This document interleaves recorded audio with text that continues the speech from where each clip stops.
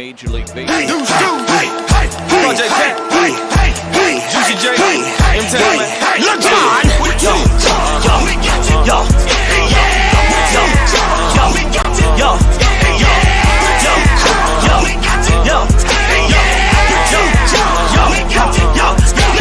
About to kick the dope. Sleeping on Big Four. Nick popped out with some Anna, so I brought them for his camera.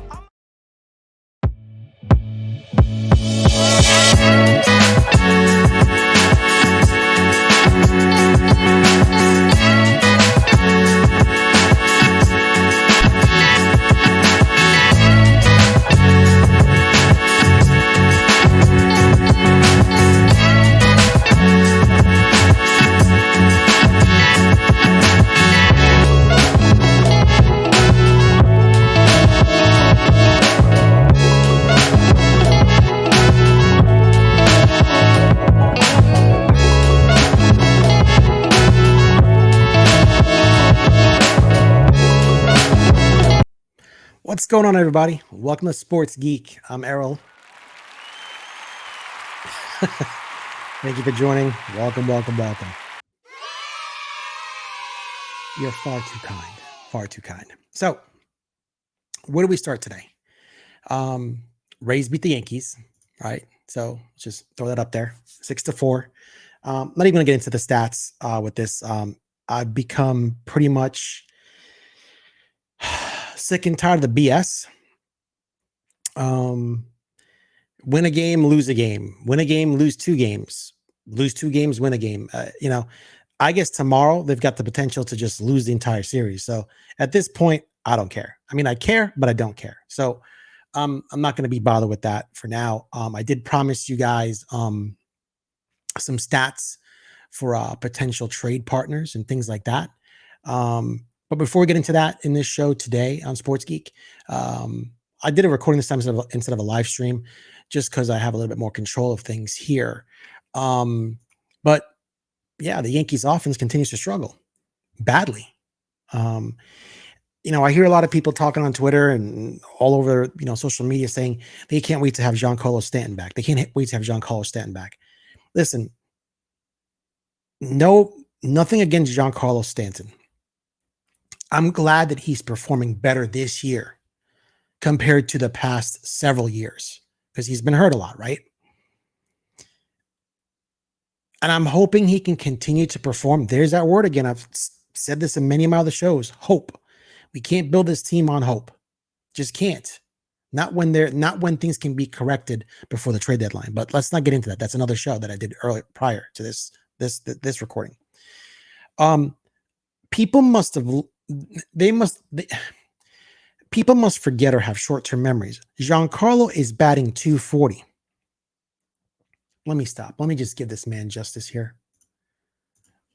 Just want to make sure, because he's probably going to want me to spell his name right if I'm going to talk crap about him.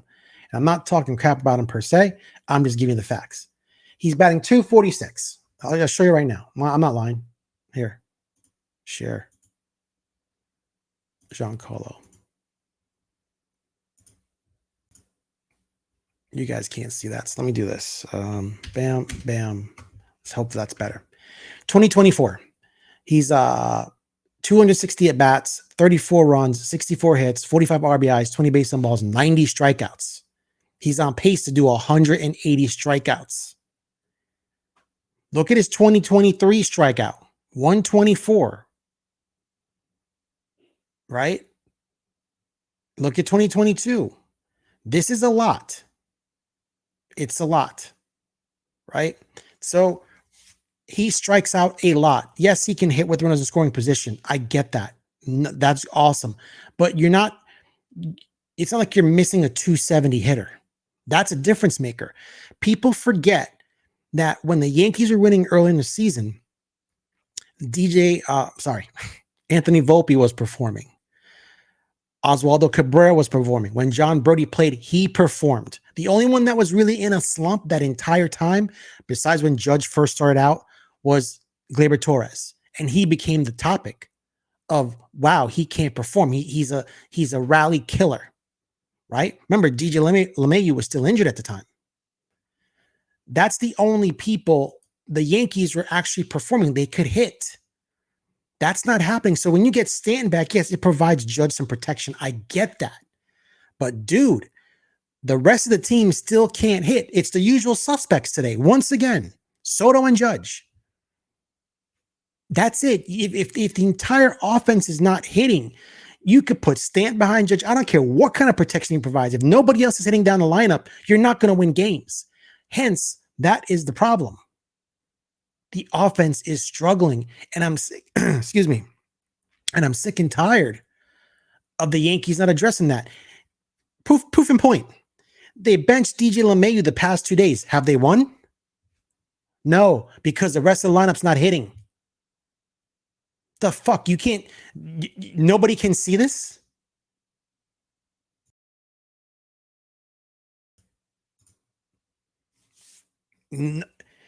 They benched LeMahieu, who is, let's just pull his stuff up, right?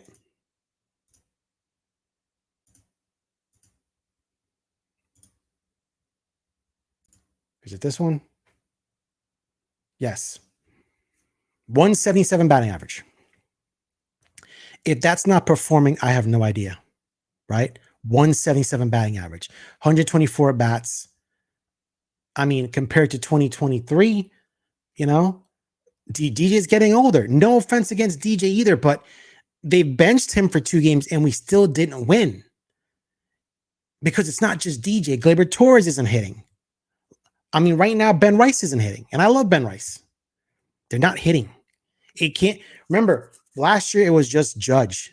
That's all that carried the offense with Gleyber towards the final half or final third or whatever of the season. But that was it. We went and got Juan Soto this year to say Juan Soto and Judge, but not the entire team. It's just, it's crazy to me that the Yankees, like, this wasn't difficult to anticipate, especially in the offseason, that things need to be shaken up. Nestor needs to go. Horrible. This whole roster needs a shakeup. Really do. These guys, they're not playing with heart, and all I hear is in every interview, whether it's Aaron Boone or Aaron Judge, there's always tomorrow. No, listen, dude, you guys need to play with some urgency. And it's not about putting pressure on yourselves to try to perform. That causes bigger issues. It's just to have the mental attitude of, let me try and win a game. We got to try to win a game. But 177 isn't going to cut it. And when 246 comes back into play, Big G, it's not going to help if everybody else still isn't hitting. Sorry. I just don't see it. I don't see it. And maybe I'm wrong for not seeing it, but I just don't see it. Until you can prove me otherwise. Now, I'm not going to go off on a tirade. Everybody knows that the offense stinks right now and that they couldn't hit water if they fell out of a boat. But let's move on to something I promised you guys, because I don't want to stay on too late tonight. Potential trade partners for the Yankees. And I'm going to preface this by saying that with the research I've done, it's not very heavy. And I'm not going to get into like numbers and analytics on what a team, like batting average of what these people are in the minors and what they're looking to do. It's more of just to point out to say, when Brian Cashman says, you know, the stars have to line up, or there has to be an alignment with certain teams, you know, or things have to marry up.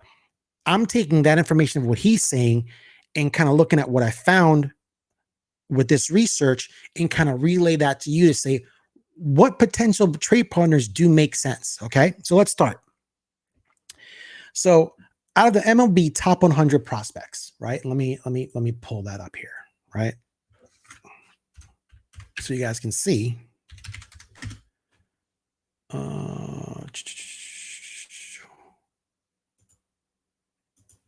Top 100 prospects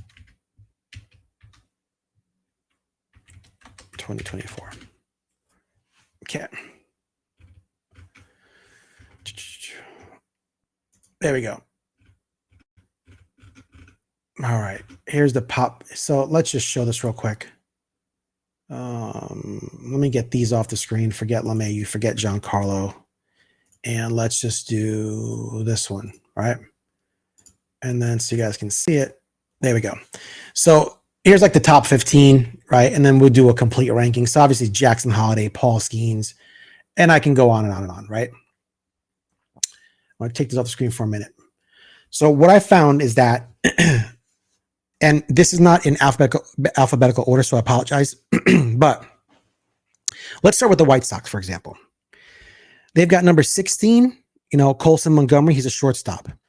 Number 18, Noah Schultz, left-handed pitcher.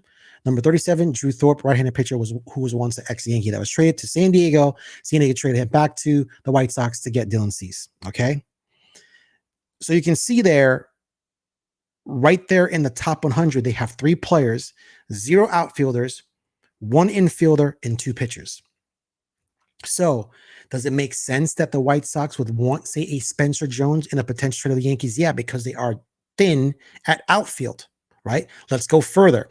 In their top 30 in their organization for the Chicago White Sox, they have 5 outfielders in their own top 30, 7 infielders, and 17 pitchers. Once again, do you see how that kind of makes sense to kind of partner up with them? They lack outfield depth, which the Yankees have. The Yankees have a plethora of outfield. And believe it or not, the Yankees have a plethora of pitching depth. Check this out. In the Yankees' top 30 in their organization, they have 7 outfielders, okay, 8 infielders, and 14 pitchers. Even after trading all those pitchers away to San Diego to get Juan Soto, they still have 14 pitchers in their top 30. And I'm just thinking the top 30, I didn't want to dive too deep, okay? So that's where those potential possible trade partners could fit. But if the White Sox are asking for too much, the Yankees want to pull the strings. Let me preface by saying I would not trade Jason Dominguez. He's the only person, to me, in my opinion, that's off the board. Why? Because for the small sample size I saw that man play, he can hit major league pitching, and he wasn't phased when he came up. He actually sparked and gave the Yankees energy. And then when he got injured and came back, he was tearing up AA and was tearing up AAA before he got the oblique injury. This guy is the real deal. And I think you have to believe in him and give him some time. And that's the guy you're going to back. Spencer Jones, I've got all the faith in Spencer Jones. I want them to keep, listen, I don't want the Yankees to trade anybody, but you can't prospect hog right now because we don't know if we have Juan Soto for another year. We're going to try to sign this guy, but you never know. Things happen. Things fall apart. You saw what happened with Judge. Judge almost went to the Giants until Hal stepped in. A lot of things can fall apart. We don't want that to happen with Juan Soto, but you never know. So let's continue. Detroit Tigers, okay? They have number 10 and number 11 in top 100. Max Clark, outfielder. Jackson Jobe, right-handed pitcher. Number 40, Jace Jung, third base and second base. Number 63, Kevin McGonigal. Not related to Harry Potter, but close enough. Shortstop, second base. So right there in the top 100 for the Detroit Tigers, they have 1 outfielder, 2 infielders, 1 pitcher. In their top 30, 3 outfielders, 13 infielders, 14 pitchers. Once again, do you see it kind of makes sense where that Detroit Yankee kind of marriage kind of works? If they plan on trading Tariq, right? Tariq Skubal is the only person that I would trade Spencer Jones for, as well as some other prospects. They're going to want more than just that, but it starts with Spencer Jones. Reason being, once again, guys, I like Spencer Jones. I wish they can keep him. He's got a ton of upside and a ton of tools, but he can't help us right now. Spencer Jones is a year and 2 years away. And with a year that we only have Juan Soto right now, that we should put our best foot forward and try and win right now because we have Juan Soto right now. Therefore, Spencer Jones is a year or 2 away from getting to the majors. We can deal with Spencer Jones later. If he turns out to be the next Juan Soto, listen, God bless him. We but we're also getting a good, reliable starting rotation pitcher back. And I'm telling you, I don't trust Carlos Rodon. Let's see how he pitches tomorrow. And I wish him luck. I want this guy to perform. But if he doesn't, Cashman, you got your answers right there. You got your answers because he's got one more start before the deadline comes up. So if I could package him with somebody and get him out of here, and package Nestor with another prospect, get him out of here and get some people in, let's do it. Let's do it. Get some money off the books and try and this team needs a good kick in the ass. They're freaking pathetic. Pathetic how they play. Let's continue. The Nationals, they got number 2 in the top 100, James Woods, outfielder. Number 4, Dylan Cruz, outfielder. Number 43, Brady House, third base. So in their top 100, they've got 2 outfielders, an infielder, and no pitching. Could the Nationals marry? Let's see. I think the Nationals, they have Hunter Harvey, right? Let me see here. Hunter Harvey. The stats.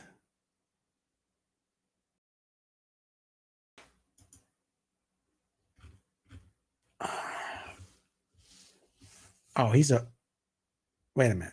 Is he a Royal or a National? Did they just trade him? Oh, wow. Okay. I think they just traded him. It says he's a National.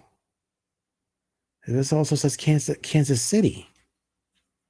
I don't understand this. Yeah, he's on Kansas City.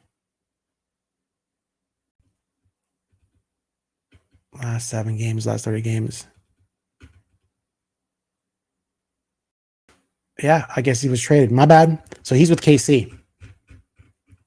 He's with KC. Sorry about that, folks. So, but you can see right there if the Nationals are selling, right? And also in their top 30, they have 11 outfielders, 7 infielders, 12 pitchers. So they've got people that they're kind of even how they're built, except for in their top in the top 100. The Angels, they have one. This is really strange to me. The Angels have one player in the top 100. It's number 89, Caden Dana, right-handed pitcher. That's it. In their top 30, they have 5 outfielders, 10 infielders, 13 pitchers. Once again, I don't know if I would trade anyone I wouldn't trade Spencer Jones to get Luis Rengifo. That doesn't make any sense. But the Angels could really do with some, like if you want to pick up maybe one of their closer and give them some of our prospects to kind of fill the outfield hole that they're missing, and maybe some infield depth. But the Yankees are short on infield depth. But to get like a pitcher back, I'm all for that if they want to go that route.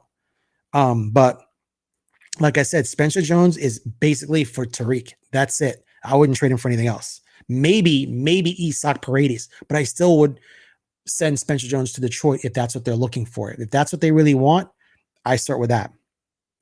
The Marlins, I know we know they're selling. They have number 39, Noble Mayer, right-hand pitcher, Thomas White, left-handed pitcher, and number 80, Max Mayer, right-handed pitcher. So we know the Marlins are selling, so they have no outfielders.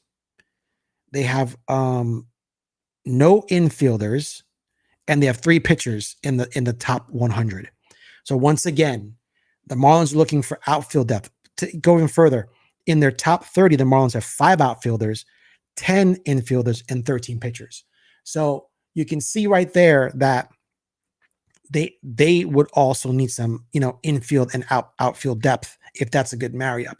But the Yankees, I don't think Jazz once again is the right move, and I don't think trading Spencer Jones to the Marlins is the right move.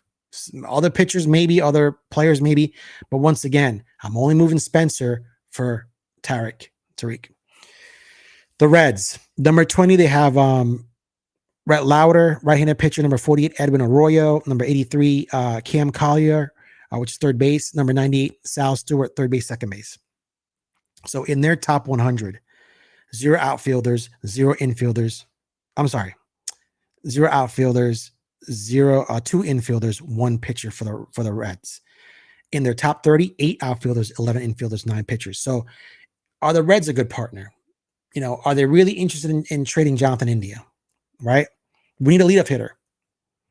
So could it be we provide some outfield depth, but with the years of control, what do they want? Right? And I think, honestly, guys, you're not going to really see any moves by the Yankees or any teams until the last day or two of the deadline. I'm going to tell you why. Teams right now, because there's so many teams that are involved, like I said, 1, 2, 3, 4, 5, 6, 7, 8, 9. There's 9 or 10 teams involved. I didn't do the Giants because they're 3 games out of a wild card. I did the Cubs because they're 3.5 games out, but these guys are still have the possibility for a wild card. The rest of these guys that I'm talking about right now, they're pretty much out of it, even if they're 5 or 6 games out of wild card. But I just don't see them making up that distance because a lot has to happen, right? It could happen. It's baseball, but Let's continue. The Cubs, they've got number 17 in the top 100, Cade Horton. He's a right-handed pitcher. Number 29, Matt Shaw, third base. Second base. Oh, sorry, number 52, James Trinitos, second base. Number 34, Owen Kissay, outfield. Number 64, Kevin Alcantara, outfield. Number 59, Moses Ballesteros, catcher, first base. Number 85, Jefferson Rojas, shortstop. The Cubs are packed. They have 6 players in the top 100. I mean, that's unreal. In their top 30, they have 7 outfielders, 11 infielders, 9 pitchers. So they might need pitching depth. So once again, who are we going to trade for the Cubs? Right? And honestly, I hear the Yankees are talking to the Cubs about Jameson Taillon. We don't want him. Unless we're picking him up for nothing, we don't want him. Like, if you want to do like a one prospect for him, that's fine. But I'm sorry, like that doesn't solve the problems, because here's what I'm thinking. If we can get Detroit, if they're still selling Tariq Skubal, and he becomes our frontline starter, I'm talking to Carlos Rodon going, listen, you got 2 options. Give me a list of teams you want to be traded to, or you could trade like in the bullpen. Do you want to be our closer? You come in, you throw a mad gas for an inning, you mix up your pitches every now and then, but just go all balls out to the wall 1 inning. You're a closer. Clay Holmes is setting you up. Do you want to play that game, or do you want to be a starter? And no hard feelings. We think you're probably best served in a bigger ballpark like San Francisco or Detroit or whatever bigger ballparks are, because you're a fly ball pitcher. The home runs won't hurt you as much in a bigger ballpark. Our home runs are built for our left-handed hitters. It's not going to help you. No harm, no foul. Where do you want to go? That's it. And move him. Either he wants to go close or move him. There's our closer situation. If he can work with Matt Blake and just gain some control, you got 1 inning to do something to help us out. Don't mad gas 98, 99, and let's he's got the speed to strike stuff out. Let's just get some movement on his pitches. That's it, right? But the Cubs are stacked, so I'm not sure that they fit us. They've got a lot in coming up. Top 100, 6 players. That'd be difficult to kind of marry up with them. The Rockies, I don't think the Rockies are trading anyone. Yes, they're in last place. I don't think they're trading anyone that we need or anyone that is going to help us. So right now they've got number 36, Chase Dollander, right-handed pitcher. Number 46, Adele Amador, second base shortstop. Number 65, Yanquiel Fernandez, outfielder. Number 82, Zach Veen, outfielder. So 2 outfielders, 1 infielder, 1 pitcher. I'm not a fan of Ryan McMahon. I think he's going to regress. He's not going to sustain what he's doing. I think it's an overpay. So, and they're going to want Spencer Jones just because of the control and the cost of his contract is really low. So, once again, I don't think the Rockies are going to be trading anybody that we really need. There is someone on their team that can hit for clutch, which I did a show about clutch hitting. Colorado Rockies.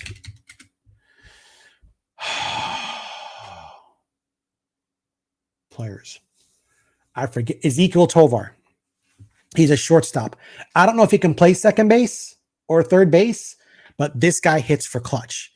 And he's controllable too. So it's not going to be like you just pry this guy away from Colorado. He's 22 years old. Let's see his stats. Let me see if I can show you his stats. Oops, sorry about that. Let's go here. Ezekiel. Voila. So he's batting 278 right now, 2024, 122 strikeouts. He doesn't walk much, so he's a strikeout candidate. But the dude, when I did some research on this guy, he hits and he's got 15 home runs. He hits for clutch. He puts the ball in play. So, like I said, I don't know if he can play second or third because he's shortstop, but that would be the only person that I want to pick up from them if they're going to trade someone. But at 22 years old, I just don't see it. I just don't see it. So that's that's my biggest issue with him right now is will Colorado trade him? career 262 hitter. Listen, it's better than the guys that are hitting 177 and 220 and 232 on our team. At least it's something, man. It's ridiculous. So let's continue. And then in Colorado's top 30, they have 7 outfielders, 7 infielders, and 14 pitchers. So they could do with some outfield and infield depth. Oakland.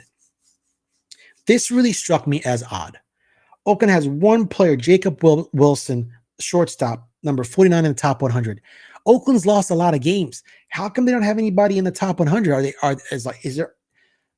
there scouts picking the wrong players? Like, I don't understand. Like, Oakland always has good people coming out of their system, so I don't get it.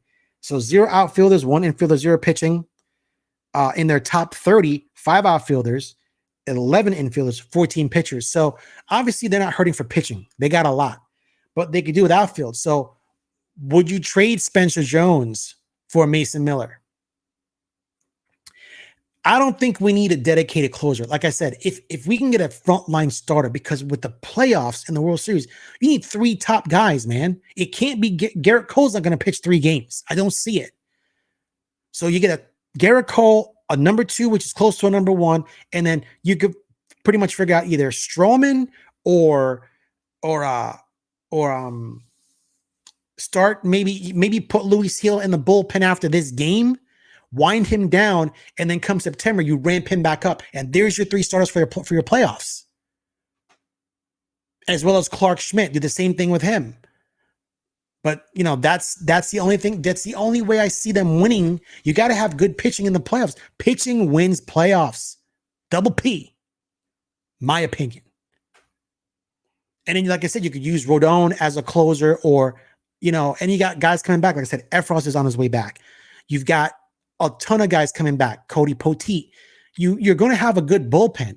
All I would get is a lefty flamethrower to balance it out, which is Tanner Scott. And I wouldn't overpay for him. What's he going to cost with the Marlins? But you can't overpay for a guy who's going to be a free agent next year. It doesn't make any sense.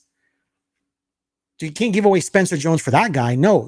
You need to come back down to reality. But like I said, I don't picture these trades picking up any steam until closer towards the deadline, because teams are waiting to see how much somebody's going to overpay. And what you got to do with these guys, you want to play that game? We'll all just wait till the last day. Excuse me. We'll all just wait till the last day if that's how y'all want to play. You can get stuck with these guys or play by our rules. And I think Brian Cashman knows how to play poker pretty well. He might not make the best decisions on the people he picks up, but he knows how to play the game of the waiting game. That's why he doesn't flinch. And you got to respect that. So like I said, Oakland has 5 outfielders, 11 infielders, 14 pitchers. So that's just my little, like I said, and once again, the Yankees in their top 30, 7 outfielders, 8 infielders, 14 pitchers. So that's just a little research I did for you. I didn't want to get into who these pitchers are, if they're in AA, single A. There's a lot of stats here. I didn't want to just bore you guys to death, but just trying to show you what teams could potentially link up with us depending on what we have and what their needs are to build a successful team for them, as well as us 1 or 2 years from now into the future. So that's what I'm looking at right now. But once again, like I said, the Yankees offense continues to struggle.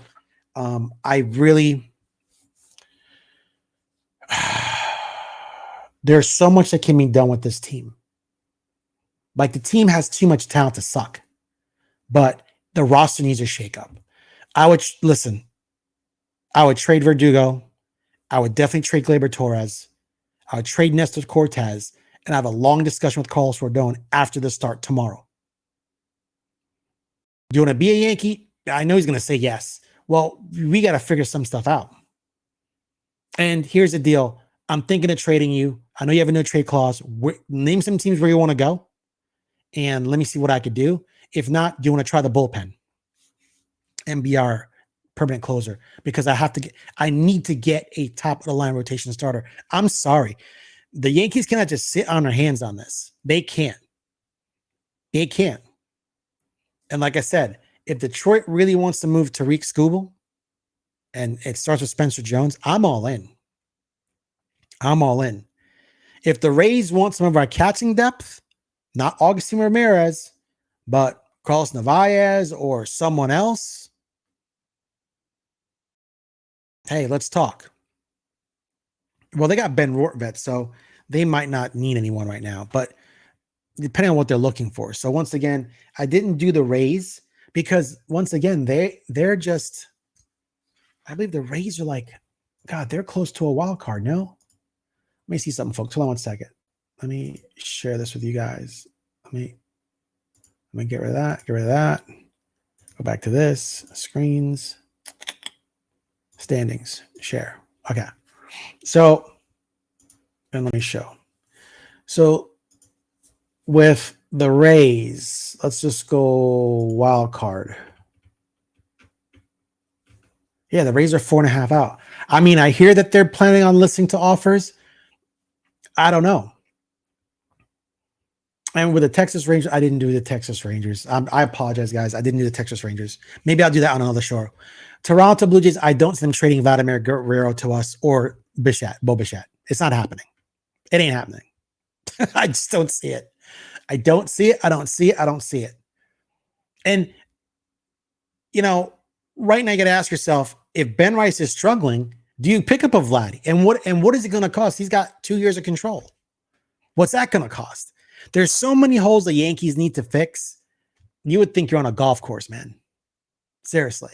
You would think you're on a fucking golf course. Why it fell apart, I have, listen, I couldn't tell you. The National League, look, this is just a joke over here. The National League sucks. Look at this. Pittsburgh, half a game out. San Francisco. See, that's why I knew the Giants. So don't talk about Matt Chapman, but they're only 3 games out.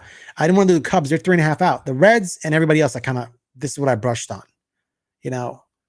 but it's pathetic, man. Like, it's just a different league. Like, it's just, like I said, man, if we can talk to the Chicago White Sox, hey, we'll give you Verdugo. He's a cheaper option. Let me see something here. Luis Roberts contract. Damn, he's making that much, bro. So 2020. So it's not bad. Go listen. We'll give you Verdugo. You're revamping. He's young.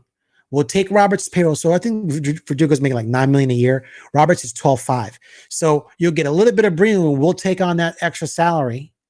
You guys will save some money, and we'll throw in a prospect. Right? He's got 2 years left to control.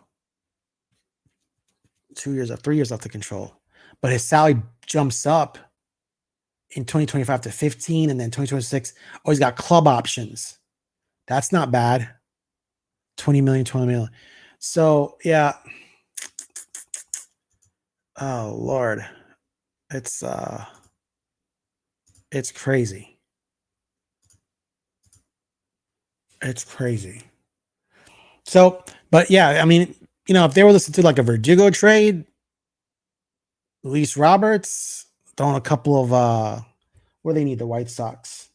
Let me see here. White Sox. They got 0 outfielders. So, okay, we give them Doogie, no infielders, and then 2 pitchers in the top 100. And then in the top 30, they got 5 outfielders, 7 infielders. They're looking for infield and outfield. We could probably give them a prospect outfield, a prospect infield, Verdugo, and even throw in a pitching prospect and say at one of our top 30s. Boom. Give us Roberts. And you guys can reset and figure out what y'all want to do. That's the deal right there. Right? What's he hitting right now? 232 batting average.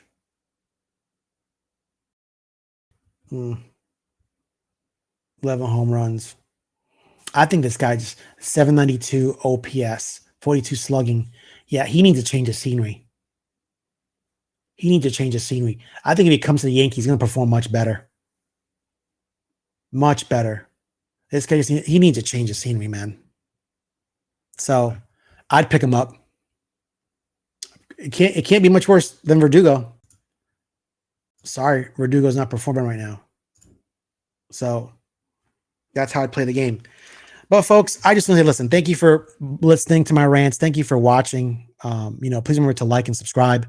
Trying to build a channel over here. Bring you guys some interesting content. Once again, Yankees offense continues to struggle. And we're talked about, what potential trade partners could kind of line up with us and what we're looking for, what they're looking for. And last but not least, the Rays gave us the ass whooping today again, just because we can't get it together. So up to Carlos Rodon tomorrow. We'll see how that goes. 1:00 game. Guys, I'm Errol from Sports Geek. Thank you for listening. Remember to like and subscribe. Really appreciate you guys. Have a good night. I'll see you tomorrow.